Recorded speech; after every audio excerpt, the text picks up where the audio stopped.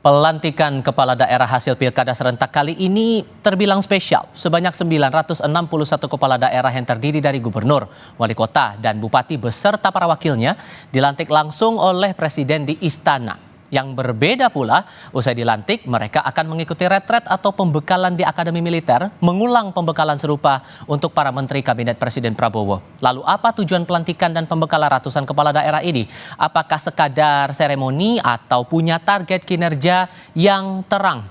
Kami diskusikan bersama staf khusus Mendagri Bidang Politik dan Media Castorio Sinaga. Bergabung juga bersama kami ahli hukum tata negara yang juga peneliti Posdem Ferry Amsari dan Masinton Pasaribu, Bupati Tapanuli Tengah Sumatera Utara yang juga politisi PDI Perjuangan. Selamat sore semuanya, apa kabar? Selamat sore. Terima kasih semuanya sudah bergabung. Saya mau nanya langsung pertama ke peserta retretnya dulu, Bang Masinton. Untuk besok hari, saya dengar kalau dari beberapa kepala daerah di istana sempat mengakui untuk akomodasi menuju ke area Akmil ini ditanggung sendiri, betul? Ya, betul. Jadi kita berangkat secara sendiri-sendiri, swadaya, dan kita ya disuruh mempersiapkan seluruh pakaian dan peralatan di sana. Oke. Kalau abang sendiri ini berangkatnya gimana buat besok? Buat besok itu saya sudah janjian sama abang anda saya, Pak Bupati Lahat, senior saya Bang Bursa Jarnubi. Kami naik mobil ke sana. Nanti rencananya subuh. Oh, dari mana? Dari Jakarta tuh berangkatnya jalur darat? Iya, Jakarta jalur darat, naik mobil, ya bareng-bareng nanti kita sembari jalan lah. Nanti karena kita perkirakan siang udah nyampe di Magelang, jadi nanti bisa langsung registrasi. Ongkosnya berapa tuh, Bang? Kalau darat bareng-bareng kan, ya nggak mahal-mahal amat lah kalau darat kan. Tinggal beli bahan bakar aja gitu sama persiapan makan di jalan. Kenapa saya harus tanyakan ini? Karena kan Ketua DPP Abang nih, Pak Komarudin Watubun juga bilang ini kontradiktif dengan semangat pemerintah dalam upaya efisiensi anggaran. Sebagai kader PDI Perjuangan juga melihatnya begitu nggak? Ya kalau kan itu dalam rangka fungsi pengawasan anggota DPR RI. Nah kalau saya sih sebenarnya ya kami ini kan Saminawa Atona lah. Dengan program yang sudah diagendakan oleh pemerintah ya dalam hal ini Mendagri. Nah tentu ya kami Saminawa Atona dengan itu. Cuman memang ini durasi waktunya yang relatif cukup panjang. Oke. Yang menurut kami ya 3 hari harusnya sudah bisa itu harusnya. Oke, anggaran 13,2 M untuk retret ini Pak Kasto sesungguhnya dipakai untuk apa-apa aja Pak? Terima kasih sudah diundang di acara ini. Dan pertama-tama saya ucapkan dulu kepada seluruh kepala daerah yang baru dilantik tadi 503 daerah di istana tadi. Dan khususnya juga pada Lai Masinton selamat bertugas dan selamat dilantik. Ya. Siap, Abang Anda. Ya, dan ya dari sisi anggaran sebenarnya ini sangat efisien Pak. Jadi pertama mengapa memang pembekalan atau orientasi kepala daerah ini adalah amanat undang-undang, yaitu Undang-Undang 23 tahun 2014 yang diturunkan ke peraturan pemerintah nomor 12 tahun 2017, khususnya pasal 3 ayat 8. Di sana sangat begitu manifest dikatakan bahwa Kemendagri dalam hal ini adalah koordinator pengawas dan pembina umum ya kepala daerah menyelenggarakan pembinaan melalui fasilitasi ya dan kedua juga melalui pendidikan dan latihan. Maka program ini sebenarnya adalah program yang rutin di Kemendagri ketika pilkada selesai. Nah, mengapa saya katakan efisien bahkan super efisien ya biasanya program ini dilakukan 2 minggu ya dan dilakukan juga oleh lembaga lain dalam hal ini Lemhanas yang berdurasi 1 bulan. Maka dalam kesempatan kali ini retret Magelang ini kita combine, kita gabungkan, kita sinergikan antara Kemendagri dan Lemhanas menjadi hanya 1 minggu 7 hari ya. Dan lalu dengan demikian ya kita menghemat waktu, menghemat anggaran dan juga menghemat tenaga tentunya. Karena ini perintah undang-undang dan biayanya ditanggung semua oleh Kemendagri, yaitu 13,2 miliar, yaitu dari anggaran APBN, dan ini mencakup adalah biaya penyelenggaraan, akomodasi, konsumsi.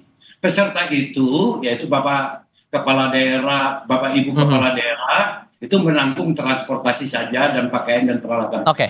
Intinya dirapel begitu. Nah, menurut Bang Ferry, alasan-alasan yang sudah dibuat dan kemudian penerapan persiapan yang dilakukan oleh pemerintah untuk retret ini cukup beralasan atau tidak? Tapi jawabnya nanti ya Bang ya. Kita bahas di segmen berikutnya. Usai jeda berikut. Menurut Bang Ferry, alasan dibuatnya retret untuk kepala daerah ini cukup beralasan tidak, Bang Ferry? Ya, kalau kita memperhatikan undang-undang pemerintahan daerah ya di pasal 373, 374, 375 dan seterusnya, kan memang ada fungsi pemerintahan pusat ya untuk melakukan pembinaan dan pendidikan bagi pemerintah daerah. Nah, materinya itu kan bisa umum dan khusus ya, yang semuanya itu bicara soal bagaimana tata kelola pemerintahan di daerah dan relasi kinerja antara pemerintah pusat dan antar daerah. Nah, sayangnya saya tidak melihat ada semangat konsep pelatihan, pembinaan, dan pendidikan yang digagas oleh Undang-Undang Pemda di sana. Lebih mirip ini pendidikan semi militer baru kepada kepala daerah ya, dari mulai model pakaian dan lain-lain. Dan saya tidak yakin juga dalam hitungan beberapa hari pembinaan, kesehatan, dan lain-lain yang sifatnya seperti semi militer itu akan membantu kepala daerah. Karena memang bukan itu tujuan dan tugas kepala daerah. Yang kedua juga perlu diperhatikan dengan gagasan efisiensi anggaran.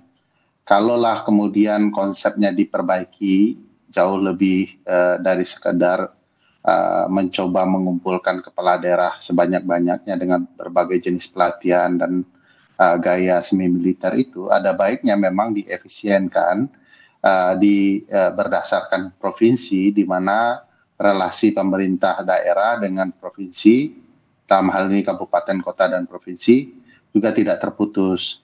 Konsep pelantikan kemarin saja, hari ini saja sebenarnya memutus relasi pemerintah provinsi dan kabupaten dan kota ya. Sehingga menurut Anda desentralisasi itu tidak terbentuk justru? Betul, jadi harusnya memang pemerintah pusat membuka ruang juga.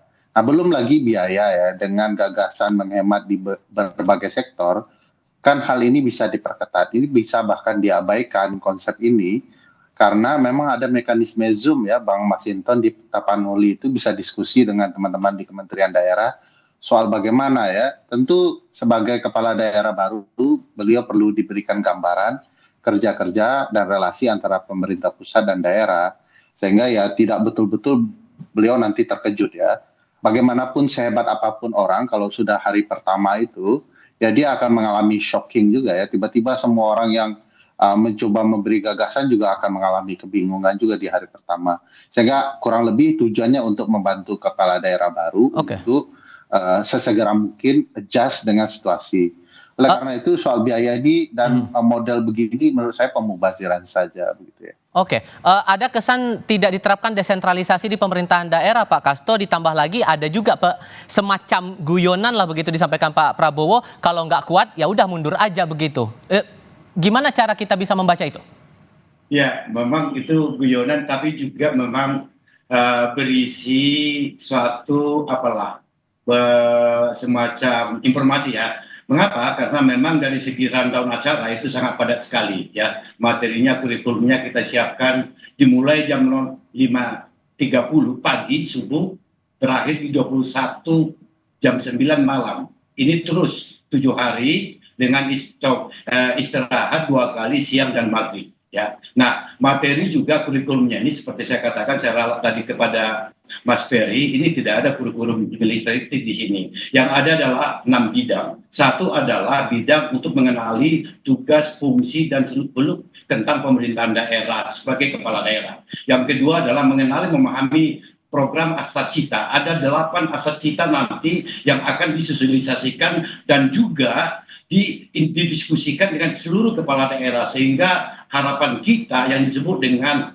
motif di balik pilkada serentak itu, maka akan satu guguslah semua mulai dari presiden sampai kepala daerah nanti di dalam realisasi program Astacita. Dan yang ketiga adalah tentu tujuannya adalah mencoba untuk membangun tim building yang bagus antara pusat dan daerah. Nah, di sana juga nanti program-program kementerian dan lembaga akan disosialisasikan. Bahkan di setiap hari atau di setiap acara itu peserta nanti akan diberikan tugas pertanyaan yang akan dikumpulkan. Dan para peserta nanti harus hadir secara 100% absensinya. Bila kurang daripada 90% absensinya, maka dinyatakan tidak memenuhi syarat. Dan lalu nanti akan ada pembinaan khusus. Nah, kita sangat serius dalam hal ini. Dan lalu program yang ketiga adalah mencoba untuk membangun yang disebut dengan ikatan emosional antara kepala daerah, baik itu antar gubernur dengan bupatinya, maupun antar bupatinya. Tadi Lai Masinton sudah sangat bagus sekali itu, bersama-sama dengan Pak Bursa, pergi ke subuh nanti ke Magelang. Ini salah satu bentuk emotional building, team building yang dimana kita harapkan bahwa kepala daerah ini nanti akan bisa melaksanakan tugasnya dan memecahkan masalah bangsa dari daerah masing-masing. Nah, ada kesan begini, sorry saya potong Pak Kastok, ada kesan begini, pernyataan Pak Prabowo hari ini seolah selain mengesampingkan ada upaya desentralisasi di pemerintahan daerah, mengingat setiap daerah juga berbeda-beda karakternya, ada upaya bahwa pemerintah daerah ini harus loyal kepada pemerintah pusat. Benarkah pandangan itu? Ya, sebenarnya dalam sistem pemerintahan kita, sistem pemerintahan kita tentunya adalah Negara Kesatuan Republik Indonesia. Meskipun kita menganut sistem pemerintahan yang desentralis dengan prinsip otonomi daerah. Tetapi kalau kita lihat lebih jauh lagi, sebenarnya harus ada sinergi antara pemerintah pusat dan daerah. Ini tidak menafikan keberadaan otonomi daerah. Otonomi daerah itu kan kita maknai sebagai pendelegasian urusan pemerintahan, pendidikan, kesehatan, pertanian, dan lalu juga infrastruktur kepada daerah untuk mereka urus lewat kewenangan, pendanaan, dan juga fungsi-fungsi yang ada. Tetapi saya bisa merespon, Mas. Itu koridor ini harus berlangsung di dalam rencana pembangunan jangka menengah panjang yang memang kita susun dan kita implementasikan sampai ke depan. Oke, ditahan dulu Pak Ferry. Ya, pertama pernyataan Pak Castorius Sinaga juga bertentangan dengan pidato Presiden. Presiden bilang kalau tidak ikut tidak marah dia. Tapi oleh Pak Castorius, hati-hati kalau tidak sesuai dengan kehadiran dan segala macam, akan ada sanksi tersendiri, minimal ada pembinaan khusus. Itu bertentangan dengan pidato Pak Presiden. Kedua, konsep pendidikannya yang panjang waktunya dari jam pagi sampai malam itu tidak efektif untuk mendidik siapapun. Ini makanya disebut semi militer ya, memaksakan konsep pendidikan militer di tengah masyarakat sipil, terutama kepala daerah sipil. Dan materinya juga tidak perlu harus berkumpul di Gunung Tidar yang sudah tahu itu adalah markas militer ya, tempat pendidikan militer. Kan materinya ada pembagian urusan pemerintah pusat daerah, kelembagaan daerah, kepegawaian daerah, keuangan daerah.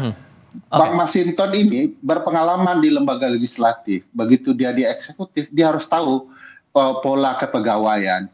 Tentu dia akan dibantu untuk itu. Dan itu tidak perlu harus ke Gunung Tidar menurut saya. Ngapain harus materi kepegawaian harus sampai ke Gunung Tidar? Sudah kami tangkap di situ. Orang saja diskusi. Ya. Singkat saja, saya kasih kesempatan Bang Masinton. Jadi takut atau enggak nih buat hadapi treat pembekalan besok? Ya kalau kita ya mana ada yang kita takut. Artinya kan bahwa itu kita satu kesatuan pemerintah pusat, pemerintah provinsi dan pemerintah daerah. Ya itu harus kita jalani bersama-sama lah. Maka tadi ya membangun emosional, bangun apa ya dalam konteks itu efektif. Namun dalam tadi ya durasi waktunya yang menurut kita terlalu lama itu. Kalau bisa dipangkas memang lebih bagus dipangkas karena endingnya kan kita perlu secara teknis itu ya pemerintah pusat yang bisa Sudah kami tangkap poinnya Bang Masinton, Pak Casto, Bang Ferry, terima kasih banyak sudah mau berdiskusi bersama kami kali ini. Selamat sore semuanya. Pak Castro, Bang Masinton.